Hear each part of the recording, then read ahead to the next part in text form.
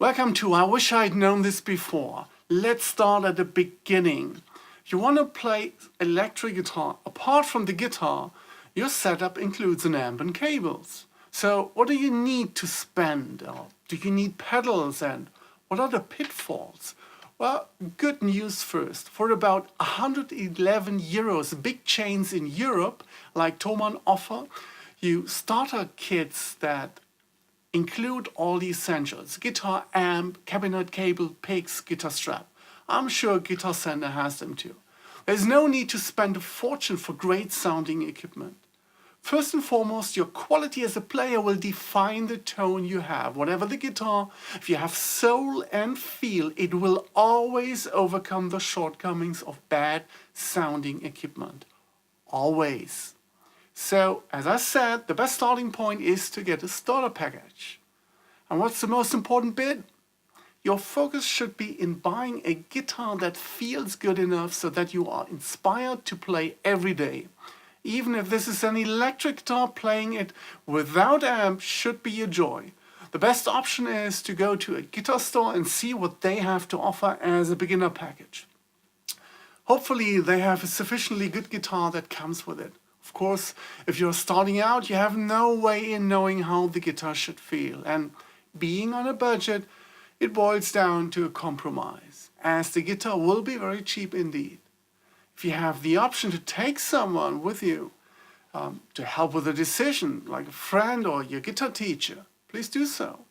And don't be shy. You can try out several guitars of the package and find the one you're most comfortable with.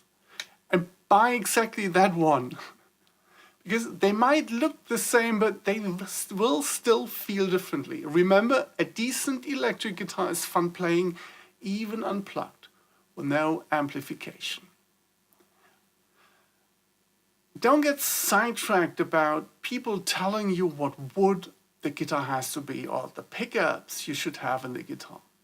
At this point, starting out, don't bother. It's more important to check the overall quality and playability of the guitar, and therefore the neck. Now let's talk cable. Yes, you can use the ultra cheap ones that come with the package. Just be prepared that this cable will not last long. Also, it will most likely have an impact on the sound, dampening the original signal. This means the signal loses higher frequencies and the sound gets duller, just by using that cable. Now, you might be lucky because you might have a harsh and bright sounding pickup in the guitar, and a cable that dampens this harshness is just right. As long as your conclusion is not that cheap cables are sounding good, because a good cable is neutral. My recommendation is to get a mid-priced guitar cable as soon as possible and make it a cable specific for the instruments you're buying, meaning a guitar instrument card cable, and go for a major brand.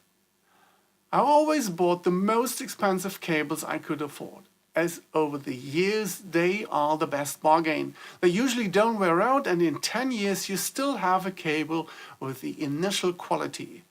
Cables I've repaired or directly thrown away, always, well, the cheap ones. Always. I bought them only because I didn't have the money at the time. Keep in mind that the longer you play and listen, the more you develop your hearing and your personal preferences.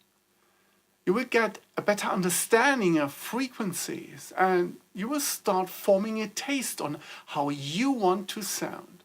Therefore, you want to upgrade your guitar, the pickup in the guitar, your amp, or you might want to add effects. If you're investing in a $1,000 amp, you really do not want the cable to mess with the sound. That would be silly. And if you add effects, the patch cables need to be of the best quality possible. Well, our sound is as good as the weakest link in the chain. Even those short cables count. Now, talking about effects, do you need effects? No, but they are a great addition to your sound, and a reverb would be nice. Then again, before you invest money into distortion, delay, or modulation pedals, you might want to think about investing in an amp. To me, the decision which guitar and which amp and cabinet I use is the most important. They define the sound. If the amp already has reverb, you're good. If not, buy a reverb pedal. The guitar will sound much more pleasing. As with everything else, just be aware that when you exercise and play with a metronome, all effects make you sound better than you are. They are masking your mistakes. This also is true for your amp gain. The more you can cheat yourself in believing you are better than you actually are. Last but not least, strings.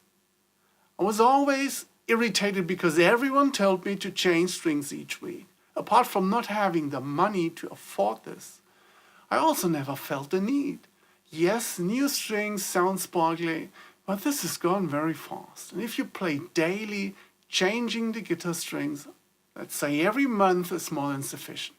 In the end, it comes down to your own preferences and your budget, of course.